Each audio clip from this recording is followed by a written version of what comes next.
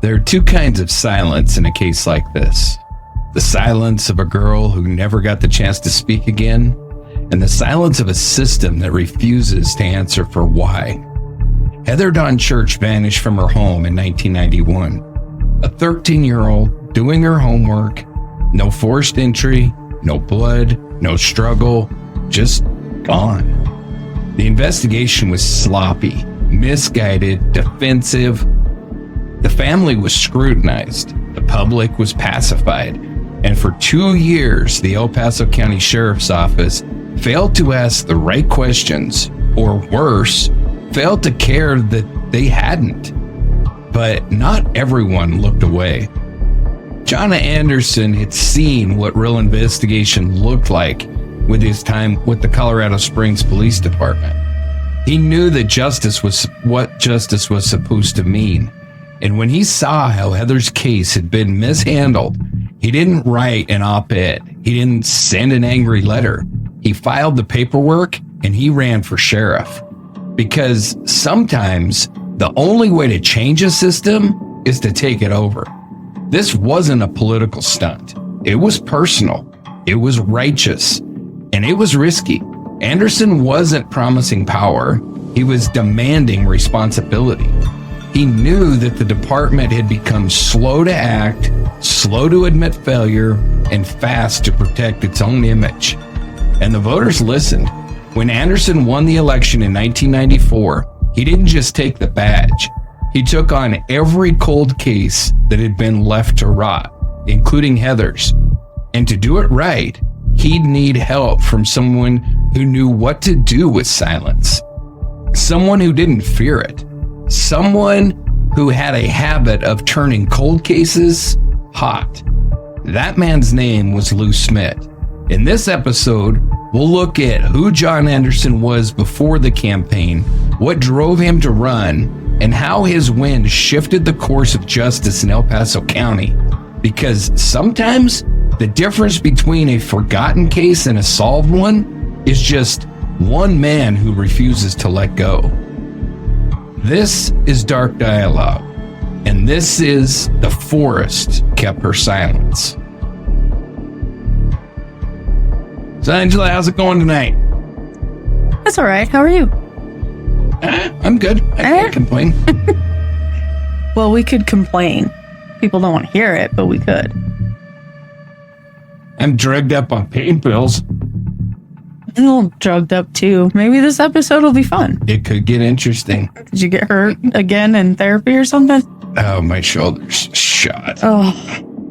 They need to cut it off. I'm tired of it. But the last episode, we talked about the night that Heather vanished, just 13 years old. And by the time her mom came home, she was gone. And for 2 years, law enforcement had no answers or maybe no real interest in finding them. Yeah, and it gets really old really fast when they just decide, nah.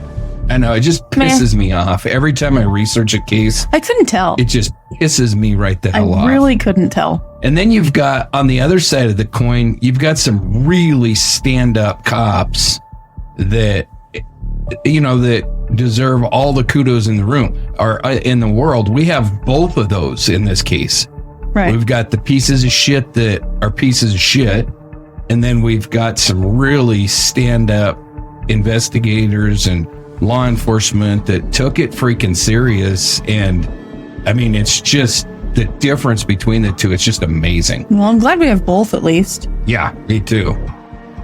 So welcome back to Dark Dialogue, listeners, the podcast where we unravel the shadows of the human mind and dive deep into the mysteries that haunt small towns and big cities alike.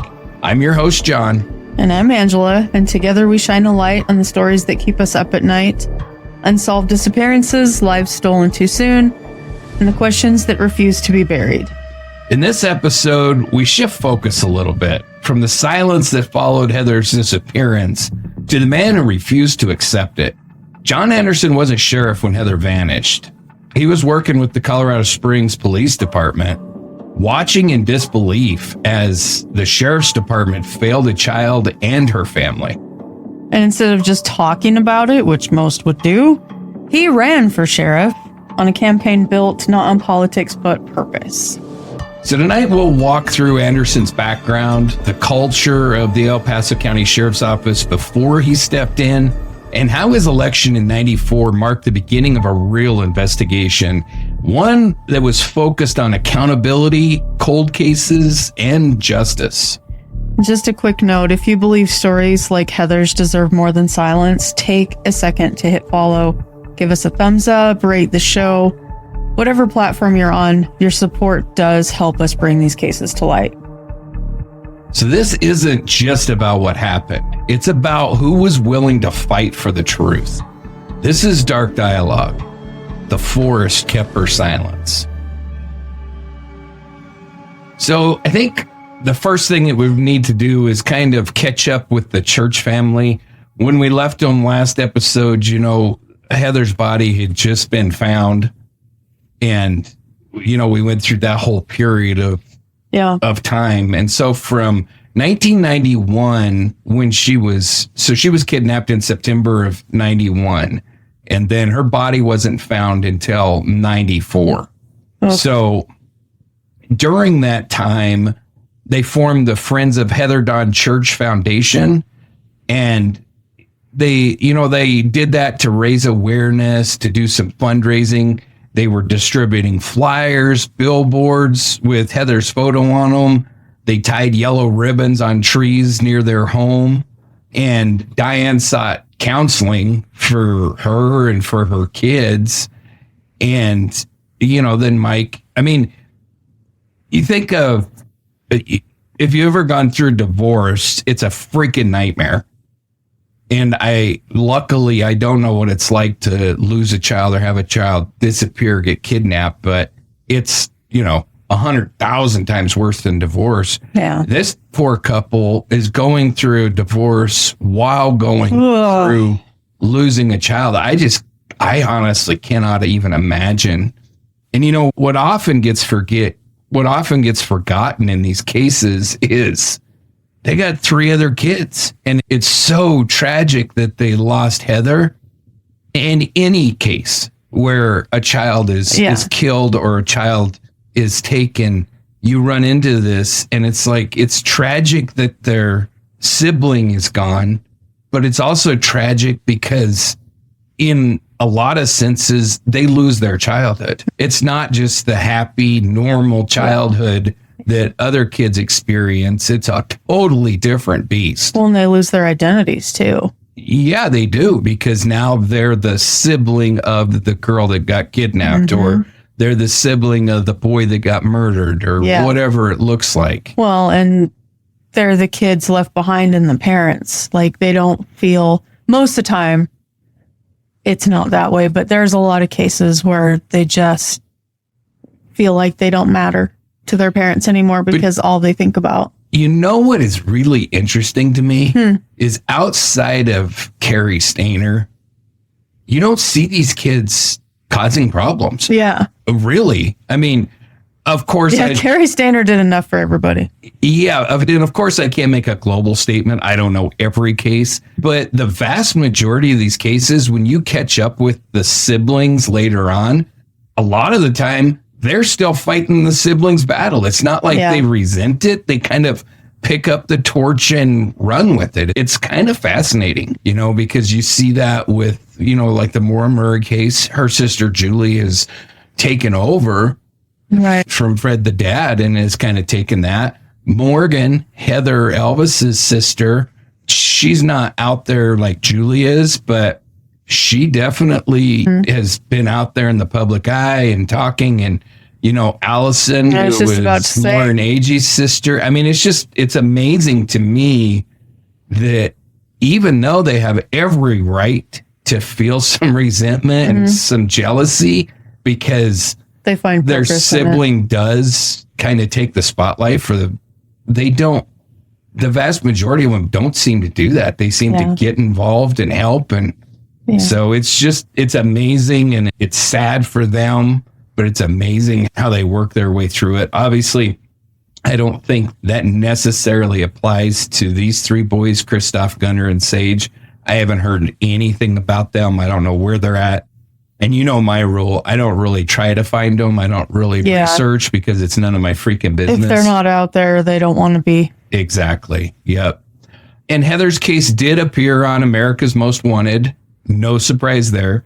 Anytime a kid goes missing, John Walsh is like the first one at the door, the first one on the phone trying to help the parents. And so he's pretty freaking amazing.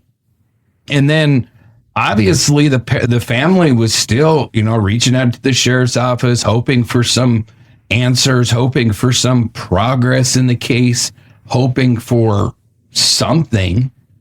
And then once I alluded to it a little bit on the last episode, but the sheriff's department zeroed in on Mike right away and kind of decided that he was the guilty one. And so not only do you have, and this happens so often and for good reason, a lot of the times the parent is guilty, but so many times these parents are not only going through the loss of a child, they're also going through accusations that they're the ones that are guilty for making it happen, which in some cases, like I said, I understand. In this case, I don't know. It's a little bit of a reach to me. Like the idea that the dad is going to come kidnap his daughter and leave his 5-year-old son in the crib. I mean, I don't know. So much about this just seems so much more like a stranger abduction than a family member to me. That is not where I obviously I have the benefit of knowing the end result, but walking into that, I don't think that's where my mind would go. His dad did it. Right. Because there's like you said, there's the other kids. Why not them too? Why not them too? And why go through this nonsense? He's got visitation with them. Why are you going to go out there and kidnap them? It doesn't freaking fit. But it didn't matter to the sheriff's department because that's who they zeroed in on. And, so it puts that family through, they're being victimized a second time. Well, is really what it comes down to, And so then that brings us to John Wesley Anderson, who we talked about quite a bit, last week as well. And I kind of went into a little bit of his background and everything. So he started with the Colorado Springs Police Department as a kid. He started when he wasn't old enough to be a cop. He went into the cadet program when he was kind of like ROTC for the Army, but kind of similar. So during that period of time, he would work in the police department and do like filing and stuff like that. That's kind of cool. And help out. So, and the kind of really cool thing about it is it allows him to meet a lot of the detectives and a lot of the officers and stuff like that. And, kind of get a foothold in that department. And then once he completed that and he was old enough to then, become an officer, right? Then he did that. And then, like I said, he worked, he did just like everybody else in the police force does, except for, like Deputy Dipshit in Foreign Agents in any case. Of the other cases. Jeremy Taylor, that piece of shit. Well, he went from working on Grandpa's roof to being a freaking homicide detective overnight. Yeah. But usually it kind of follows the path of John Anderson, where they start out in patrol or maybe in the jail and then move to patrol and then they rank up, so they're a patrol deputy, and then maybe if they're lucky, they get some rank, and then maybe they make sergeant one day, and then they're kind of running other patrol deputies, and then if they pass the detective's exam and everything, then maybe they can become a detective, and it's a slow process. Yeah. And, it's meant to make sure that the detectives are kind of the cream of the crop, best of the best. And I do think that Colorado Springs was really good at that. I mean, shit, when we've got 3 nationally recognized detectives coming out of the same time period in the same department. Yeah. That's pretty freaking nuts. And so It kind of tells me that other police departments should be doing the same protocols, letting like high schoolers decide and do some things, and we'd probably have some better cops if. Yep. Yeah. And, when these departments like Colorado Springs offer help to smaller departments, maybe the smaller departments ought to just swallow their pride and take it. Yeah. And learn. Yeah. Because I know, like, during the John Benet Ramsey case, it wasn't Colorado Springs, although Lou Smith did work on that, but he was retired at the time. But Denver. Yeah. You have to come out of retirement to help people because they're not doing well. Yeah. But Denver offered Boulder 2 of their homicide detectives, and Boulder declined. We're talking about Boulder that had 1 homicide that whole year, declining 2 homicide detectives from Denver who probably run 1 a day. Yeah. I mean, sadly, Denver homicide detectives know their shit because they work a lot of homicides. Sadly. Yeah. And so, Colorado Springs is the same way. You've got, like I said last week, I think Joe Kinda had over 300 homicide investigations. Lou Smith had over 200. I mean, that's a shit ton of murders.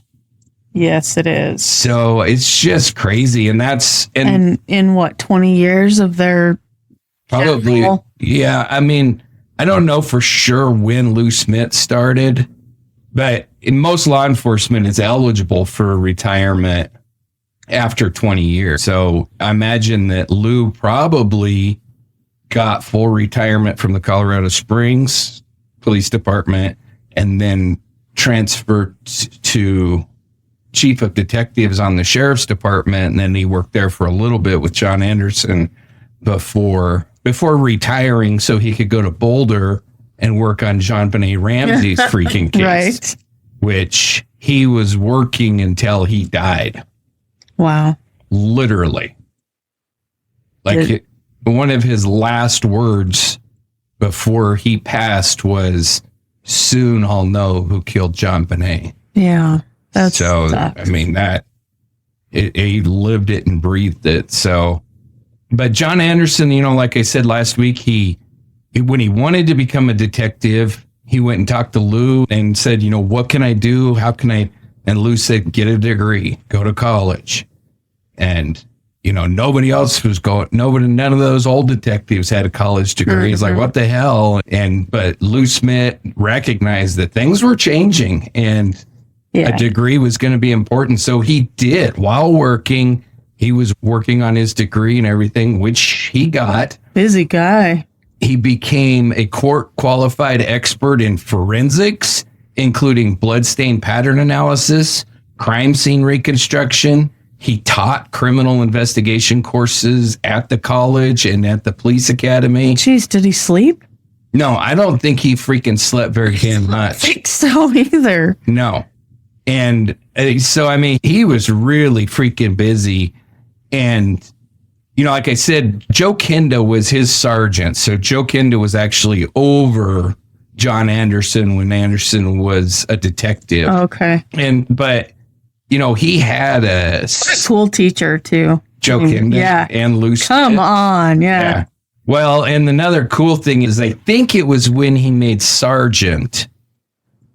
I'm pretty sure it was when John Anderson made sergeant that kind of a tradition is you ask somebody to pin your sergeant's badge on you. And he asked Lou Smith, and then Lou pinned his own sergeant badge on him because he had already ranked up. Oh. And so he gave his sergeant badge. That's cool. And which is kind of tradition, but not everybody pass the torch. Yeah. You know what I mean? Yeah. So it's kind of a special tradition that's reserved for kind of special relationships. And then, when I was reading about Anderson, I kind of had to laugh a little bit because he said that Lou Smith was the only one that got away with calling him Johnny. But Lou called him Johnny. And it's funny because my name is John. On my birth certificate, it's John. It's not Jonathan. It's not Johnny. So I can understand it just grates on your nerves. But if there's like one person that it's like a term of endearment kind of, and you're like, okay, I'm cool with that, you know, but everybody else not cool with it. Exactly. So, and that's I have kind that of, too. yeah, and that's kind of the relationship that they had. And you know, I talked about it last week that, you know, John was looking from the outside and he was seeing the way that this investigation was going, and he really felt like he could get it solved. And so that was really the determining factor. He wanted to run for El Paso County Sheriff, but he didn't necessarily want to run then. I think he wanted to put a few more years in with the Colorado Springs Police Department. And then when he was getting ready to retire or getting up there, then run for sheriff kind of at the end of his career. Right. But the Heather Dawn Church case really spurred him to move a lot quicker than I think that he would have wanted to. Push the gas a little bit. Yes.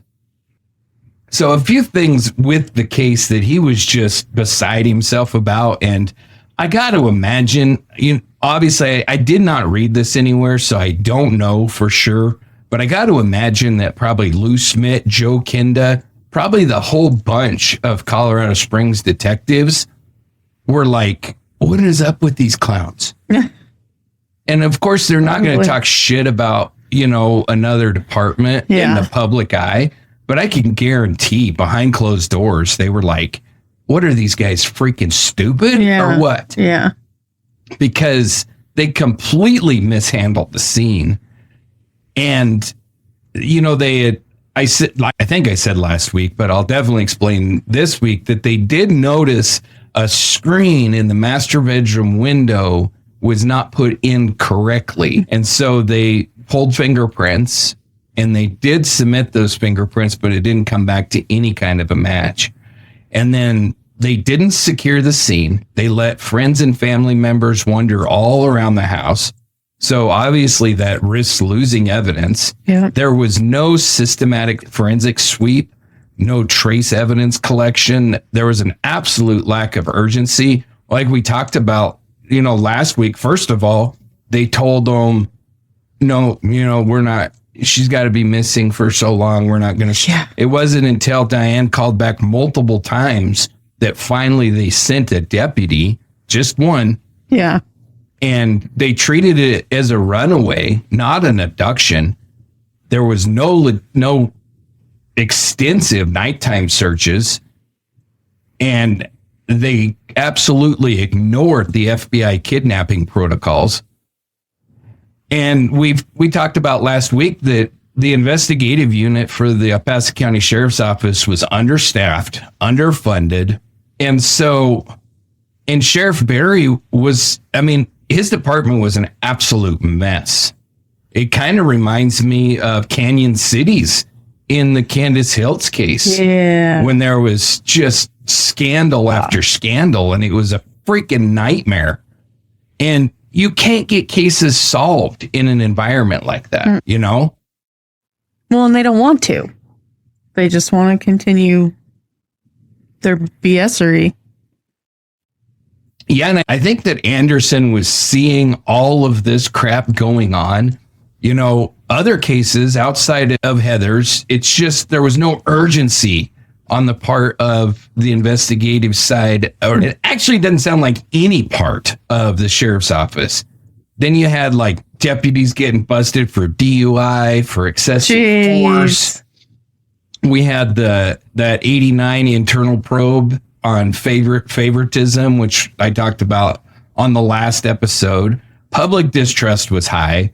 The department was underfunded significantly. And there was a 97 Palmer Lake murder, a 1990 child abduction, and all of those, both of those were openly and obviously mishandled.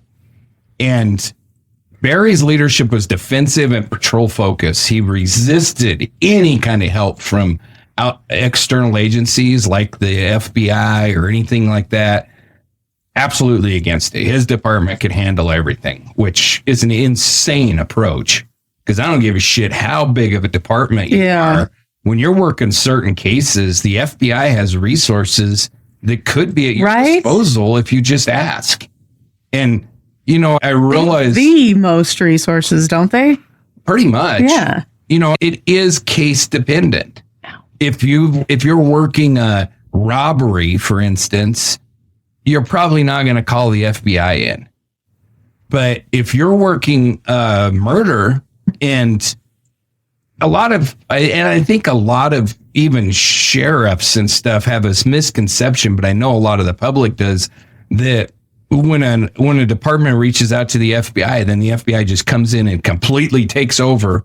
But that's not how it works. They offer a certain amount of help, and that might be FBI agents on the ground, but it might just be lab. I mean, they have a cutting edge lab that can process all kinds of forensic evidence that, you know, smaller state labs either just aren't equipped to handle, or they can't handle it as fast as what is necessary. So there's all kinds of resources that the FBI can offer short of taking over your investigation. And the fact of the matter is, unless it's their jurisdiction, which would be kidnapping cases, especially if a victim is taken across state lines, you know, hence the federal and bank robbery. You know, there's certain things that become FBI jurisdiction, in which case they can just come in and take over because it's their case. But they're generally not just sitting in a room waiting for somebody to say, we need help. Oh, we'll go take this case. They're not doing and they don't take over. They're even busy. if they do. If it's like a murder case, they'll offer help, you know, maybe some profiling assistance and that kind of stuff, but they can't take over. But it didn't matter to Barry. He wasn't interested in asking them for any help. It's ridiculous. God complex. Yeah. And so Anderson's role for sheriff, he envisioned completely transforming the El Paso County Sheriff's Department into a professional, investigative focused agency. One of his top goals was to solve Heather's case, period. He wanted to increase salaries, training to attract more skilled deputies. He wanted to implement digital communications, volunteer programs, restore the public trust through transparency and victim support, hire experts to tackle any stalled probes. He wanted to open a cold case unit and hand the reins over to Lou Smith. And so that was really kind of where he was geared to. And they're talking about, you know, I've kind of talked already a little bit about Sheriff Barry, but obviously I didn't know the guy. I don't know. But what was happening in his department, it just doesn't seem like he was a very good sheriff. It's his leadership style is described as being authoritarian and insular. So he promoted based on loyalty to him and favoritism rather than use any kind of a merit program. And his big focus was patrol operations, traffic enforcement, a visible presence in the public, and he kind of ignored the investigative side of things, which frankly, if I had to pick one or the other, I'd have to pick investigative over the patrol. Yeah. Really, you want a department that's giving global support to all of those areas, but I'd rather have serious cases solved than jaywalkers got. Right. You know? And then he was said to have had poor crisis management, as was seen in the Heather Don Church case. And so then when you start reading about the culture that was there, it was really a good old boy network. His buddies and shit moved up. The ones that kissed his ass were promoted, and those that didn't were either pushed completely out or transferred into areas where they would be freaking miserable or just out of sight, out of mind. Yeah. You know, I mentioned that 1989 probe. It was an internal probe that exposed the nepotism in promotions, deputy loyalty tied to Barry's reelection efforts rather than to the mission. I mean, it seems like really you had a department of people that were loyal to him no matter what. No, Right. and so it wouldn't have mattered if he would have done good or bad. They were supporting Right. him because pretty much they freaking had to, or they'd lose their job. He would have them run out or whatever. So, That's disgusting. I hate that. well, especially in something like law enforcement. Yeah. I mean, maybe basket weaving. I mean, that kind of stuff isn't really acceptable no matter what industry you're in. But if you're talking about a basket weaving freaking company or something, then, if we don't have the best basket weaver in the whole wide world weaving baskets, it's probably not that big of a Dad deal. blasted anyhow. But when you're talking about paramedics, firemen, investigators, I want the freaking best that there is in those roles. Yeah. I don't give a shit who they know, and I don't give a shit if you like them or not. I want the ones that can freaking run a pump truck, that can go into a burning home, that know what meds to freaking deliver for this or that, that can go to a homicide scene and figure out who the freaking killer is. I could give a shit if you like them or not.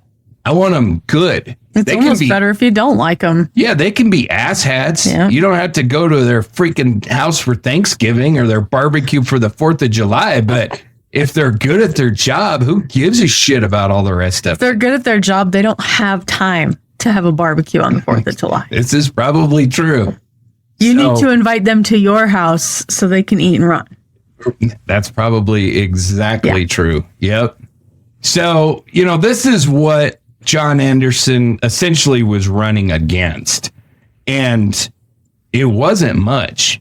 But, in these smaller towns, especially, how well somebody is known counts a tremendous amount in an election. So, if Sheriff Barry in his good old boy network extended out into the community and stuff, you don't know how that's going to turn out, because I've seen that in my own life where you have a total piece of shit that just keeps getting reelected and keeps getting reelected because of name recognition. And, I found it kind of comical when I was reading his book and he was describing how he had a press conference to announce that he was running for sheriff. I'm talking about John Anderson. Okay. And nobody showed up. Oh. And then there was like this one dude that showed up and asked if he could take one of the little pamphlets that Anderson had put together. And so he's like, oh yeah, sure. And he got him all set up with his little pamphlets and stuff. We'll come to find out the dude was a spy for Barry's campaign. So, jeez. The only ones that showed up to his announcement were like Lou Smith and a spy from the other campaign. Wonderful. So, I found that kind of comical. But, it didn't work. So there. Yeah, he ran a good campaign. And then when it all shook out, he was elected. He beat out Barry for that position, and he was elected. And then, like I mentioned last week, when he very first decided to run for sheriff, he approached Lou Smith and said, if I win, I'm going to need you to come in and be my chief of detectives, which Lou said, okay, I will. Nice. And so once Anderson won the election, then it was time to immediately, once he was sworn in and took office and everything, then it was time to start making some changes. And one of those big ones was to bring Lou Smith in as his chief of detectives. And so for those of you that don't know or haven't heard of Lou Smith, where he really became, I would say, famous, at least in the true crime community, is with the JonBenet Ramsey case. So the JonBenet Ramsey case obviously came 5 years after the Heather Dawn Church kidnapping. And by that time, Lou had retired from his position under Anderson. And I know that's not relevant, but every time you say JonBenet Ramsey, I feel like it was the 80s for some reason. And I know that it wasn't, but it feels like one of the oldest cases in the book. I understand. Yeah, I mean, I don't disagree with you. It does feel a lot older than it actually was. You know, it was 1996. Yeah. Yeah, it was the year I graduated high school 30 years ago. Yeah. Yeah. It just feels so much older than that. It does. But I mean, 30 years was a lot. I know. I don't remind me. We're not old yet. You know, I bring that up not because we're covering the John Benet Ramsey case, at least not right now. We will be at some point. We'll cover that case. But I bring it up because it kind of encapsulates, I think, who Lou Smith was. So Lou was brought in by the district attorney. And at that time, like I said, Lou had retired and his wife had been diagnosed with cancer. He went up to Boulder thinking that it was going to be like a week-long deal, maybe a weekend, just a couple days. Right. That Patsy was guilty. He was going to go up there and show what happened, and then he was going to be back to his sick wife. And as we know, spoiler alert, that is not at all how it turned out. Yeah. During his investigation of the John Benet Ramsey case, Lou became convinced that it was an intruder and that the family had nothing to do with it, which really went against what the Boulder Police Department was saying about the case. And then, so Lou continued to work on it. His videos are available to all of those who have a lot of time and don't fall asleep during shows, because damn, it's dry and boring. But I've watched all of them, and Lou tours John Benet Ramsey's house, the Ramsey home, and describes everything. Well, yeah, because they'll need to know later. This is the front of the house. And so it's very, very dry. And he didn't do it for the public to ever see. He did it for his own reference in the investigation. So it's not like he's trying to be entertaining. But he needs something to fall back on when he has questions. If you want to understand the layout of that house, there's nothing better to do it, because he literally walks you through every inch of that house. I think it's 6 hours. Jeez. All in. I think there's 6 hours of video. Wow. And so that is the kind of meticulous investigator that Lou Smith was. He went in, and then he's famous because the detectives, the Boulder police detectives, there was the window that was broken that was left open. Oh, yeah. And the Boulder police said that a person couldn't get through that window. Lou Smith's famous for throwing on coveralls and jumping down. And I think he was in his 60s or 70s at that point. I think he was in his 70s by that point. He jumps into the window well and crawls through this freaking window like it's nothing. And so pretty much made the Boulder investigators look like a bunch of dipshits. And then, but they fought to have him barred from the grand jury, and he fought to be able to testify in front of the grand jury. And it's a weird case that not a lot of people ever heard about, because somebody with the district attorney's office tried to sue him to have him destroy all of his notes and everything from the investigation, which is absurd. Yeah. I guess I should mention that he ended up resigning as soon as he figured out what was going on, and that the decision had pretty much been made that they were going to prosecute the Ramseys no matter what. Then he resigned and said, I can't be a part of maliciously prosecuting somebody that I know is innocent. So he resigned and then wanted to testify. And that's when somebody from the district attorney's office tried to make him burn all his notes and shit. So he ends up going to the prosecuting attorney in Colorado Springs, who with another lawyer took his case, which you just never hear about. Like one district attorney in one county suing. another one.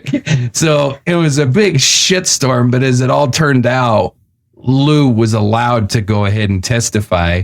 And as we know now, it didn't do a hell of a lot of good because they did return true bills of indictment against John and Patsy Ramsey, although we wouldn't know that for 20 some odd years. Right.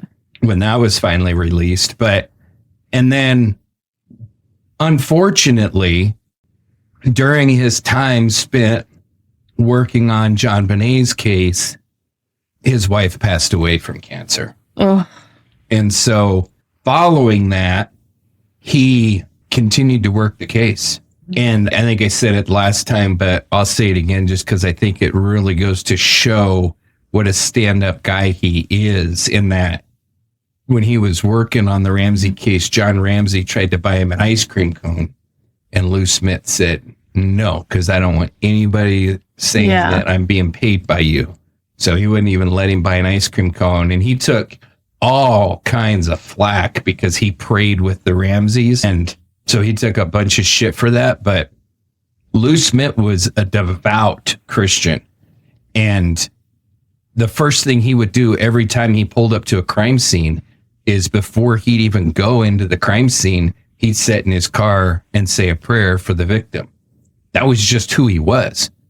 Whether you agree with it or don't agree with it, it doesn't mean that when he prayed with the Ramseys, it doesn't mean he was on their side. It just means that it was two Christians that share that whole thing. You know? And so he continued on, and he built this amazing freaking spreadsheet that listed all of the victims. And then when he was on his deathbed, because then he ended up getting cancer, and when he was on his deathbed, he was meeting with John Anderson, and basically him and John Anderson, and there was a couple other investigators, and then Lou's children were all involved. So it wasn't just John Anderson. There was a few different people that Lou was essentially passing on this investigation to, because he wanted it to continue after he had died. Right. And so, he... With good people. With good people. Yeah. And they're still today working through Lou's spreadsheet.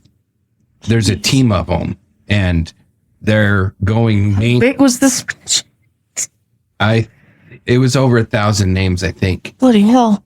And they're having to go find these people and secure their DNA, either through consent, when they'll go talk to them, they'll let them take it, or they're digging through their garbages and shit, trying to get their DNA to match. And so this team, which includes at least Lou's daughter, John Anderson, and 3 or 4 other people, are still working this every day, still to this day.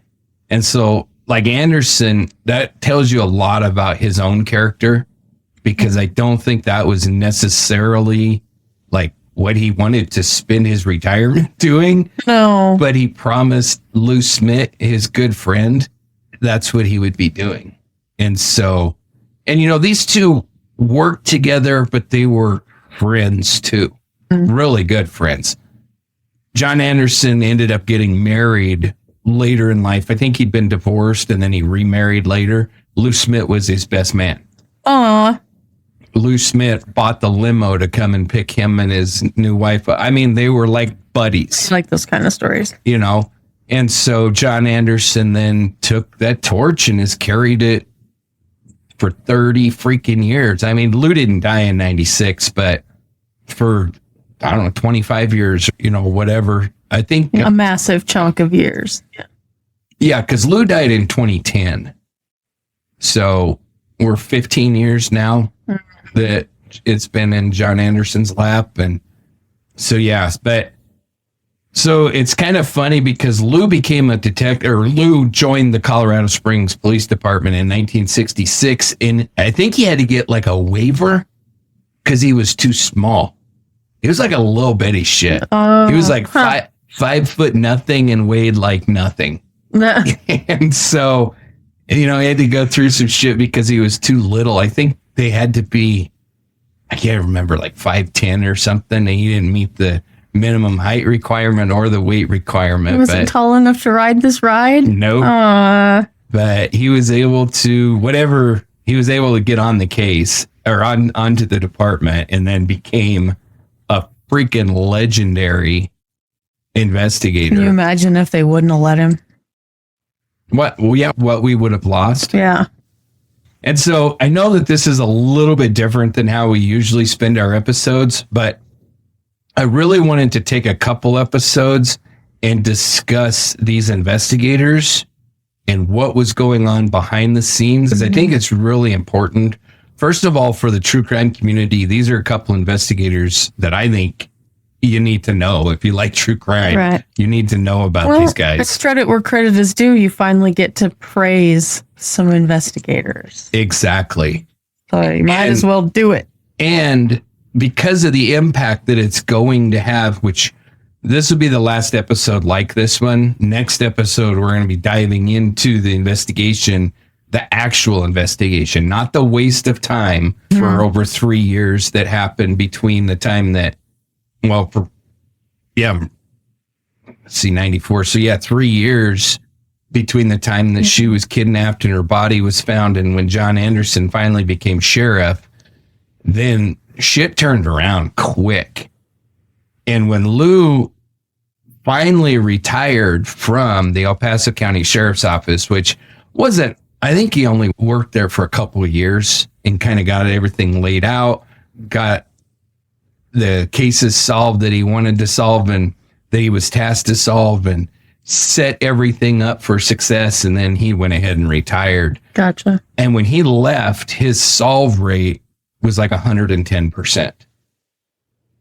Because he solved 100% of the cases that they took on, plus cold cases that had been left unsolved. And so by the time he retired, he had better than 100% solve rate. Dang. Which is insane and impressive as all hell.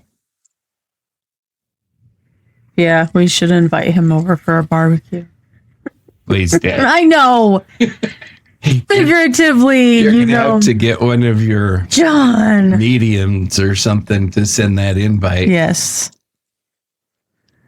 But it is kind of cool because sometimes he told John Anderson, I think I said this last week too, I just repeat myself over and over again, but he told John Anderson that, he was going to die. He was going to know who killed John Bonet. And if he could, he would find a way to come back and tell John Anderson who it was. I really wish he could. Yeah, me too. We all need to know. That case has plagued the world for 30 years now. Yeah. Feels like 50. But so much like Breonna Maitland's case, that case was so mishandled, I don't know if it'll ever be solved. I think it could have easily been solved. I think it was very solvable, but there was such a mess made of it that I don't know that it'll ever be solved. I know, that hurts too. It really sucks. It really sucks.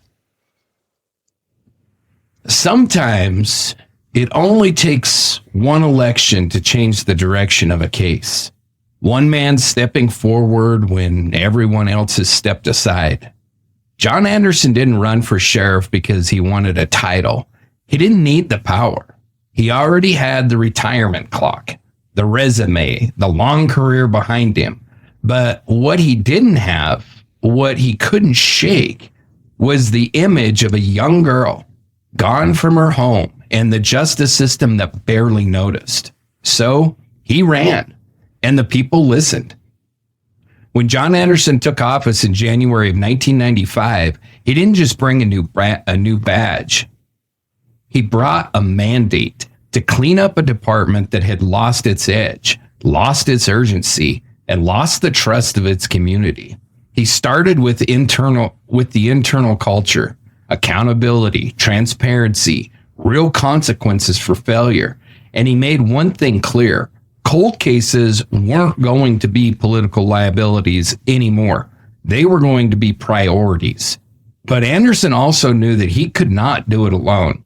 If Heather's case was going to be reopened and solved, it needed more than pressure. It needed precision. It needed someone with the skill, the patience, and the instincts to sift through the debris left by years of negligence and find the one detail that mattered.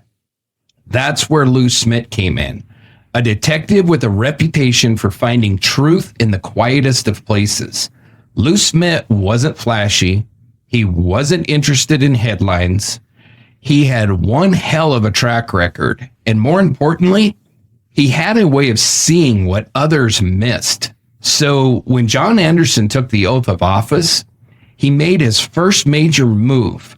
And that was that he brought Lou Smith on and named him chief of detectives. Because when justice is long overdue, you don't need more noise. You need someone who knows how to listen. When a child goes missing, time becomes the enemy. Days pass, leads dry up, assumptions harden, and somewhere along the way, the victim stops being a person and becomes a case. But Heather Dawn Church was never just a case. She was a daughter, a big sister, a quiet presence in a chaotic world, the kind of child who paid attention to detail, to people, to the small things that most adults forget to notice. She was thoughtful, smart, artistic, reserved in a way that often hides great depth. And then she was gone. For 2 years, the silence surrounding Heather's disappearance echoed louder than any siren. Her name faded from the headlines. Her story slowed to a crawl. The justice system, tasked with finding out what happened, looked inward instead of outward, focused on their image instead of the evidence. But Heather mattered. She mattered so much that one man rerouted the course of his life just to fight for her. And because of that, everything changed. Heather's life didn't end in a single night. Her absence stretched across years. It reshaped careers. It shook the walls of the sheriff's office. And ultimately, it demanded better from the people who had failed her the first time. When we speak her name, we're not just remembering a young girl who was taken far too soon. We're remembering the shift that she caused, the silence she shattered, the promise that her life, even in loss, would not be forgotten. This is for Heather, still missed, still heard, still waiting to come home in every way that matters. If you believe stories like Heather's deserve to be heard and that silence should never be the final chapter, take a moment to help us spread the word. Click follow or subscribe on your podcast platform. Give us a thumbs up or 5 stars. And most importantly, share this episode, post it, text it, email it to someone who needs to hear it. You never know who might be listening or who might finally come forward. And to support the work that we do here at Dark Dialogue, visit us at darkdialogue.com, where you'll find show notes, links to our Adopt a Victim program, ways to join the Dark Dialogue Collective, and how to help fund these investigations through Patreon or Ko-fi. And if you have information about a case that we've covered or one that we need to, you can always reach us directly at info@darkdialogue.com. Your tips matter and your voice matters. Follow us on social media for updates, behind-the-scenes insight, and upcoming cases. Every share, every comment, every download, it all helps keep these stories alive. So next time we'll meet the man that John Anderson trusted to lead the charge, Lou Smith, the detective who let evidence, not ego, do the talking. And he wasn't just brought in to reopen Heather's case, he was brought in to finish it.